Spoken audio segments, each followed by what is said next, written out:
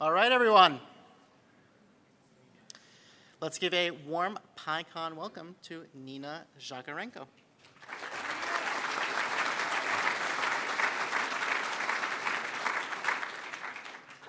Hi, everyone. I'm Nina. I've been writing code professionally for well over a decade now. I've worked for some pretty cool companies like Meetup, HBO, Reddit, but these days I work at Microsoft as a cloud developer advocate. And up on the screen there is our mascot Bit, the cute little raccoon. So if you think he's cute too, come find me after the talk for a sticker or a pin. And I'm here to talk to you today about elegant solutions for your everyday Python problems.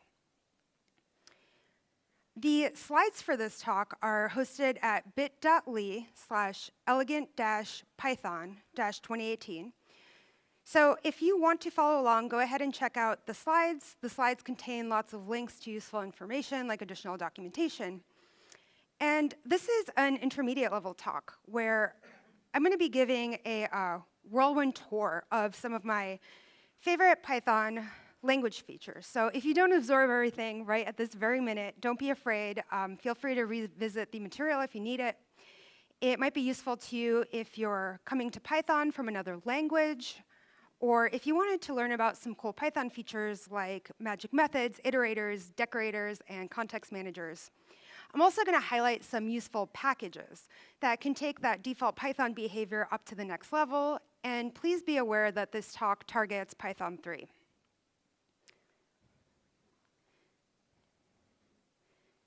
Now, what is elegant code? It really kind of depends on the problems that we're trying to solve. I started out my career working as an enterprise Java developer, and I worked with some of the popular libraries and language features at the time. But all of it always felt bolted on. It never felt elegant. I think I still have nightmares about abstract singleton proxy factory beans. Knowing laughs from the Java developers in the room. So when I discovered Python, it really felt like a breath of fresh air. It has some innovative features that don't feel bolted onto the language. Well, how do we go ahead and pick those right tools for the job? We've all kind of read the Zen of Python, and if you haven't, go ahead and open up an interpreter and type in import this. And the Zen of Python is a little poem that says, that kind of indicates the best way of writing Python code. And it kind of starts off with beautiful is better than ugly, simple is better than complex, explicit is better than implicit, and complex is better than complicated. Those are great ideas. How can we accomplish that in our own code? Well, I'm here today to share with you some practical code that you can take and use to make your code simpler, more elegant, and more explicit today. But you have to remember that beauty is in the eye of the beholder. So what's beautiful and elegant for me may not be elegant for you. Let's dive into magic methods. A little bit of terminology to discuss here before we dive in. Magic methods usually start and end with a double underscore, and you might hear me and others refer to that as dunder. So if you were wondering what that has meant throughout the conference, that's your little bit of terminology. And magic methods, by implementing them, you can really kind of make your objects behave like different built-ins. Things like numbers, like lists, like dictionaries, and lots more. You're used to implementing magic methods like dunder stir, dunder repr, but there's a whole world of other ones that you can implement. Here I have a money class. It's kind of a straightforward currency class, and I'm going to use it as an example to show you how instances of this money class can be acted on like numbers. This money class knows about a conversion rate for a particular currency. It's based on the dollar. So here, $1 represents 88 cents of a euro, and we have a constructor that accepts a symbol and an amount. This class also implements dunder stir, so it knows how to represent the currency when we try to print it out. Lastly, it knows how to convert from one currency to another using this convert method, Kind of basic stuff. If we want to represent the cost of 2 different meals in different currencies, here we have the cost of our soda in dollars. When we print it out, it looks all nice. It has our symbol. We represent the cost of a pizza in euro. And because we implemented that dunder stir magic method, we can see that nice printout. Now, let's implement one more magic method. We're going to implement dunder add. And add stands for addition. So if we wanted to, we could also support subtraction, multiplication, and a slew of other mathematical operations. Now let's see why this is so powerful. This allows us to use the class in a really intuitive way. It's currency. You expect to be able to add it together or perform other operations on it. So now I can print out the cost of my soda, that's in dollars, added to the cost of my pizza, that's in euros. That's pretty cool stuff. If the second object is in a different currency, it just does that conversion under the hood. We don't have to worry about it. In the previous example, we saw that add maps to the plus symbol. Other magic methods can map to other things. For example, the dunder get item magic method maps to brackets, square brackets in this case. You can use those to access items by index in a list or in a dictionary by key. Some magic methods also map to built-in functions. So in this example here, I have a class, it's a square shape, and when I call the built-in method len on this class, I want to know how many sides does my shape have. So in this case, my shape has 4 sides. And we'll see how this comes into play a little bit later in the talk.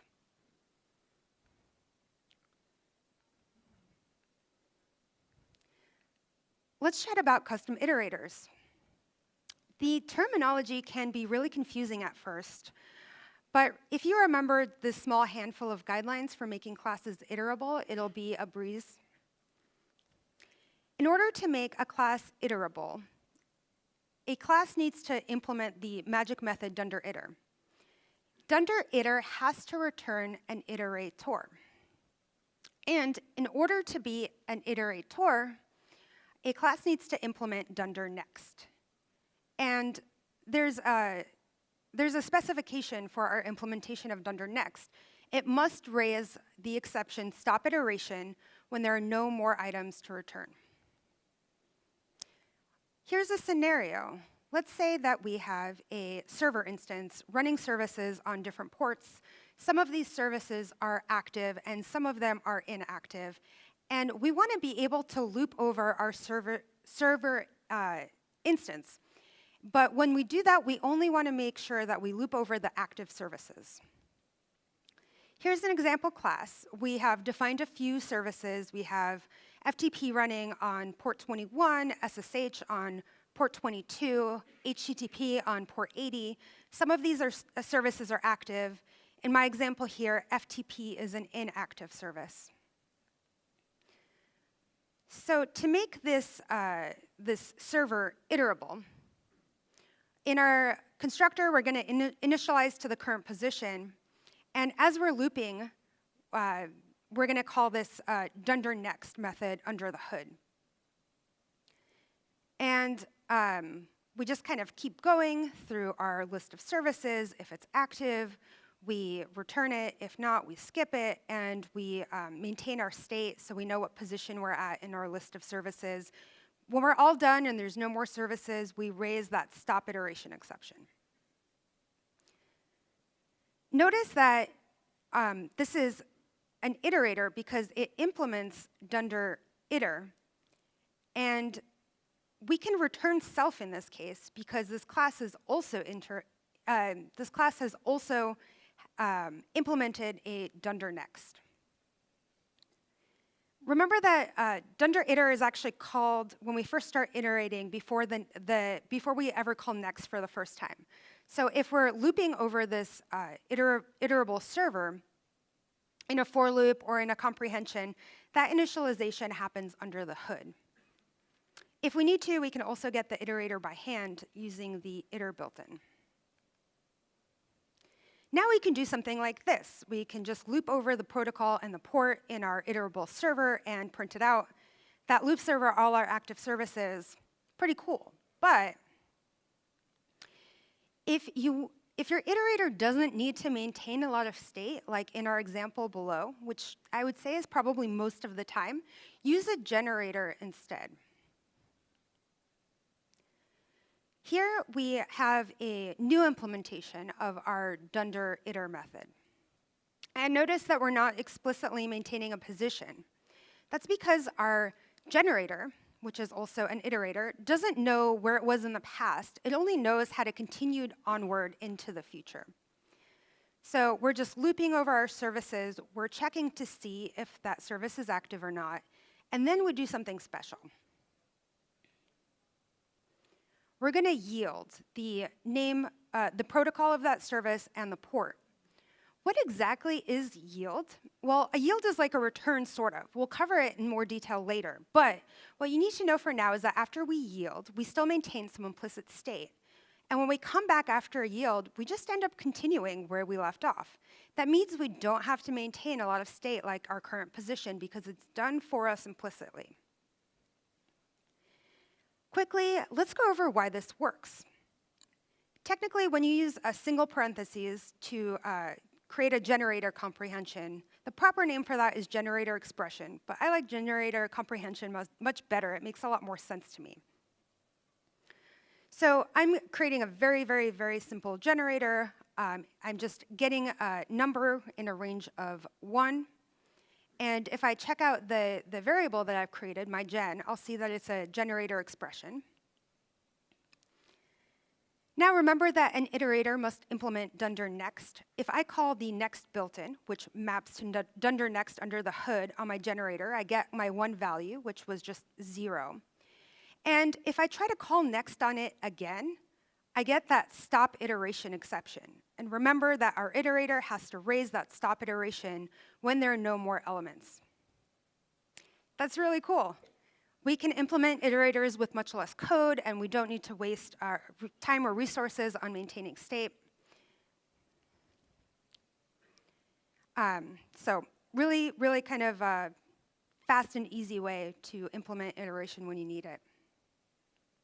Let's talk a little bit about method magic. We can alias methods pretty easily. We just assign them to a variable. In this case, I'm assigning the method dunder add to a new variable called concat. And now I can use it just like I'd be able to use dunder add, because methods are just objects. So I was previously using the plus sign under the hood. Now I've kind of renamed my method, and I can also call concat. And when I ask Python, are these two methods equal, are these two values equal to each other, I get back a true. And I'll chat a little bit about why that's important in a few slides. But next, I'm going to show you a little bit more magic. getAttr. So in this example, I've defined a very simple dog class. It has a method called speak. And when I call speak on my dog instance, it goes bark, bark. There's a built-in method I can use called getAttr that takes an object, a name, and note that that name must be a string, and a default value if I want to provide one. The default value is optional. So if I call getAttr on my dog instance, I have a, and pass in the value of string, speak as a string, I'll see that I have a bound method. And now I can just go ahead, if I save that method to a variable, I could just call it like any method. So using getAttr, we got that speak attribute. If speak wasn't on that instance, because I didn't provide a default value, I would have gotten an attribute error instead. To avoid exceptions, you can try to provide a default value.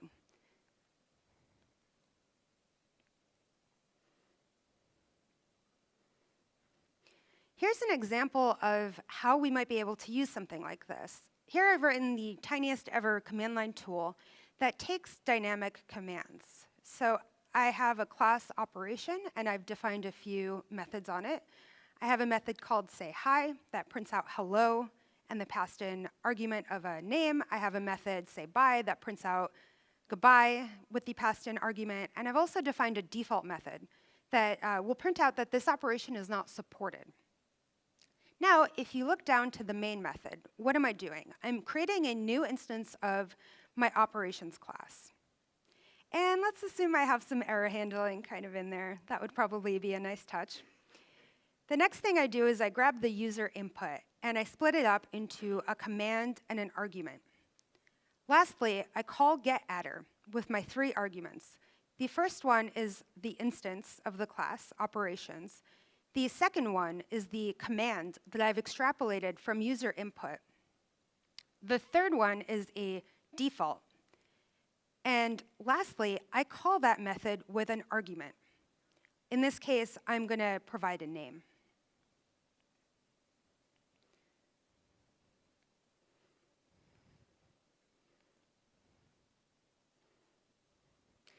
Let's check out the output of running my little demo script. If I do sayHi and Nina, I get the output that I expected, hello Nina. If I just try to type in some junk, I'm going to get back an error message that says this operation is not supported, and I can do it on the fly. Pretty cool. Next, I want to touch on functools.partial. This takes 3 arguments. Function, in this case, I'm going to abbreviate it to func, some arguments, and some keyword arguments.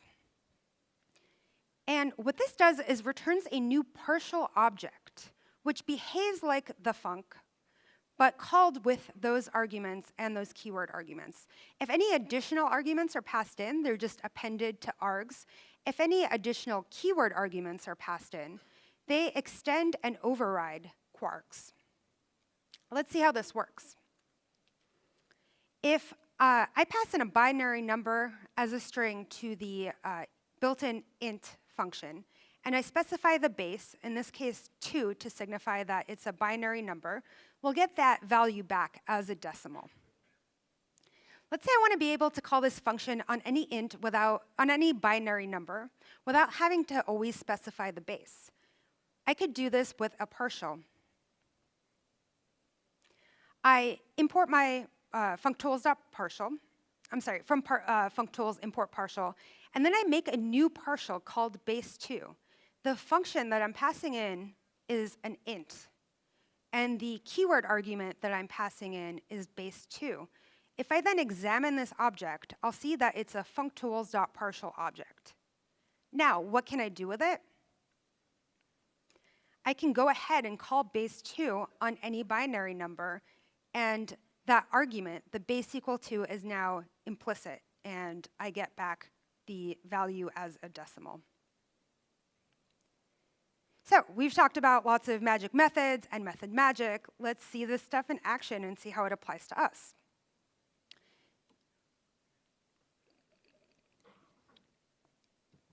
There's a library that I really like that's unfortunately very poorly named. It has I was looking for a new maintainer. It got adopted by Mozilla, so thank you, Mozilla. It's called a GitHub, and it really kind of has nothing to do with GitHub. It is a REST API client with a transparent syntax, and it facilitates rapid prototyping on any REST API, not just the GitHub one. It's implemented in about 400 lines of code.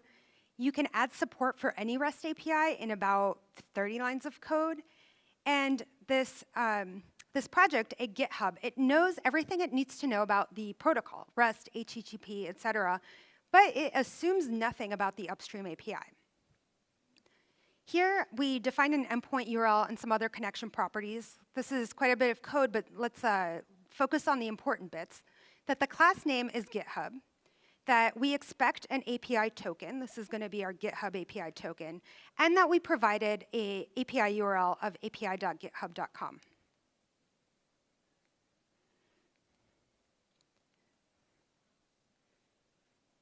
After we define that endpoint and other connection properties, we can just start using the API. I've made a new instance of that class that I showed earlier. I've provided a token, my GitHub API token, which I'm sorry I'm not sharing with all of you today, but you'll have to imagine it. And I get back a status and some data. When I call that instance gh.user.repos.get, what it's actually mapping to is the get method of /user/repos on api.github.com. That was it. That was all the setup I had to do. And if we try to provide a path that doesn't exist, we just get a 404. So gh.path.doesn'texist.get 404. Because remember, it's up to you to spell things correctly. There's no validation of any sort if the URL doesn't exist or anything else goes wrong. The error that's thrown by the API is just going to get returned. OK, magic. How does this work? Well, each call to the API class is going to ferry to an incomplete request. We can use it in two different formats. One is the square bracket format, because we're implementing getAttr here. And we've also aliased getItem to getAttr. So that allows us to use the dot syntax. Next, if we check to see if it's a URL or not. If it is, we just kind of keep appending to the path. If it's not, what we do is check and see if that value is an HTML HTTP method or not, if it's in our list of predefined HTTP methods. If it is, go down to the client class. You'll see that once we get to one of those keywords, in this example it's get, we're going to go and actually call the API with the URL that we've now built up. And it does that using a partial method. So we return a partial with the HTTP method and the URL that we've built up. I think this library is pretty cool. It's worth taking a look at the source code to see how it's written. I use it all the time when I'm prototyping. Next, let's talk about context managers. When should you use one? If you want to perform an operation, an action before or after an operation. Some common scenarios here are closing a resource when you're done with it, like a file or a network connection, performing some cleanup before or after a function call. An example is feature flags. It's the ability to toggle a feature of your application on and off easily. For example, if you want to do some A/B testing and show a blue checkout button to some of your users and a red checkout button to others, and seeing which of those options allow you to convert more users, or something like a rolling release if you want to test your code for 5% of your users and see if it affects your resources or bogs down your site, or something like showing a beta version to users who are opted into a beta testing program. Here I have a really brief feature flags class. I only have one feature, show beta. Do I want to show a beta version of my homepage or not? And we have two methods. IsOn will return true or false if that feature is on, and a toggle method that allows me to set a value for that flag on or off. How do I temporarily turn these flags on and off when I'm testing them? What I want is something like this, Context Manager, that only has that feature flag on in the context that I'm provided, and when it exits that context, to turn the feature flag back to whatever it was set to before. We can do this with the magic methods dunder enter and dunder exit. In our constructor, we save the old value, whatever that feature flag was, so we can set it back later. In dunder enter, we're going to toggle that flag to on, and in dunder exit, we're going to do our cleanup and set it back to the old value. The better way to do this is using the ContextManager decorator. You import that from contextlib, and then you just throw that decorator on any function. It allows you to kind of define that factory function for with statements without needing to create a separate class with dunder enter and dunder exit methods. What we're doing in the middle, first, we are implementing the behavior of dunder enter, so turning that feature on. Then we yield, which I'll go back to in a second. After we come back from that yield, we're going to toggle that feature back to the value that it was, that cleanup. Let's get back to yield a little bit. What's happening here? Yield is giving up control for the time being. You do what you need to do before the method is run. Then you yield control to the method that you're being used in. Once that method completes, Yield comes back, the yield is over, and we re-enter our context manager so we can run that cleanup code that we wanted to run on exit. With either implementation, we can use the context manager, leave our tests, allow our tests to leave state the way that they found it. And if we try to just turn these feature flags on and off, it can cause issues with our tests further down the line. In order to explain a better way of doing this, I want to touch on decorators. The simple explanation for them is that they're syntactic sugar that allows modification of an underlying function. Decorators wrap a function in another function, and then they do something. They either, before the call, after the call, with the provided arguments, or they modify the return value or the arguments in some way. I've defined a user class here that has a flag, is authenticated, and a constructor that takes a name and sets a value. And we have a little web application with these users, and we want to show pages for them. But we want to throw an exception if a user who's not authenticated is trying to access data that's only for logged-in users. We have a profile page method here, and we check to see if that user is not authenticated, throw an exception. But we can use a decorator to remove some code duplication. Here I've written a method called enforce authentication. And this method does something funny. It contains another method inside of it called wrapper. And the enforce authentication accepts an argument that's a function, while our wrapper function accepts an argument that's a user. That inner function returns the passed-in function called with the arguments that were passed into the inner function. And then outside of that context, we return our wrapper. But this can be a little bit confusing at first, but take a look at the important logic in the middle. If the user is not authenticated, then we raise an exception. Same thing as from our previous code. We can use this in a few different ways. We can use it without a decorator. We could just call enforce authentication with a function, which is display profile page, and then we pass in an instance of a user, our argument. Or we can use that syntactic sugar and use a decorator instead using the @ symbol. So we add @enforce authentication on any page that we want to enforce authentication on. And now that's just going to raise an exception if an unauthenticated user tries to call that. You don't have to litter your code with a bunch of copy and pasted stuff. One quick thing about decorators, you can have a problem with lost context. For example, now our decorated function doesn't have the correct name, and it doesn't have that docstring that we had defined for it. If you run into this problem, look up how to use contextlib.wraps. It's really easy. Common use cases for decorators, logging, timing, validation, rate limiting, mocking, and patching. There's a cool feature called a ContextDecorator. That's a context manager and a decorator combined. It's been in the standard library since Python 3.2, and using them, you can easily write classes that can be used both as a decorator and as a context manager with that with statement. And ContextDecorator is used by Context Manager already, so you get that functionality automatically for free. Remember our Context Manager from earlier? That's just kind of the same code. We are saving the value of our feature flag before we enter the context manager, then we yield, and then we set it back to what it was. Well, using that decorator, we can use it either as a context manager, or we can use it as a decorator by adding it to our get profile page function in this case, and passing in those arguments. A library that I like that uses this feature really well is called FreezeGun. It lets your Python test travel through time.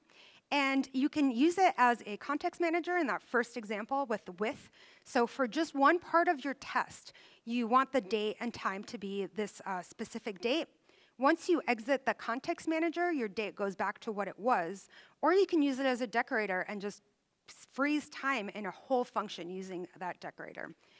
Read the source code sometime. It's really mind-bending.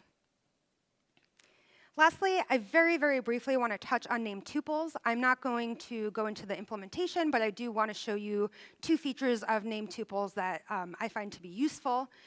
What NamedTuples are a lightweight representation of data. You can create tuple subclasses with named fields. So kind of much faster than a fully heavyweight object. This is a quick example from active state. We have a named tuple called cache info, and it just kind of contains some random information, number of cache hits, misses, a maximum size, etc.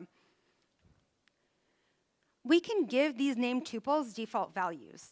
In this case, I have a routing table, and I have a few values that I'm saving, a prefix, a queue name, a wait time. We can set defaults with two different ways. The first one is by specifying dunder defaults on dunder new. So in the first case, I'm specifying a default wait time of 20 seconds, always, for all instances of this named tuple, but it can be overwritten if I need to. In the second instance, I'm customizing a prototype with underscore replace. So by calling underscore replace and passing in a default of a user prefix and a default of a user queue name, that's another way of specifying some defaults for my named tuples. Lastly, named tuples can also be subclassed and extended. If you see here where I define my class person, I am extending a named tuple, and now I can provide other kind of heavier weight methods if I want to, in this example, dunderster. So you got lots and lots of new tools. We learned about magic methods, making your objects behave like built-ins, numbers, lists, dictionaries, etc. We learned about some method magic, things like aliasing, getAttr, context managers for managing your resources, decorators, doing something before or after a call, modifying a return value, validating arguments. We learned about ContextDecorators, which are ContextManagers and Decorators in one, iterators, generators, looping over your objects. We learned about the yield keyword and what that does. And lastly, we covered on named tuples, which are these lightweight classes. A quote that I kind of really appreciate is that perfection is achieved not when there's nothing more to take away, or nothing more to add, but when there's nothing left to take away. So less is more. Elegant code can be really poetic. It can be easy to kind of copy and paste from Stack Overflow or try to randomly stick with paradigms of the programming language you came from. But resist that urge. If you kind of deep dive into Python, it will really open your mind into some new insights, because you want to be an elegant Pythonista. Wear a nice hat. You want to use the tools that you learned about today to get started. But remember that with great power comes great responsibility, so use them very wisely. If you're using a decorator on every single function in a class, rethink your approach. Consider refactoring. Simplicity is better. It's up to you to choose the right tool for the job. Thank you.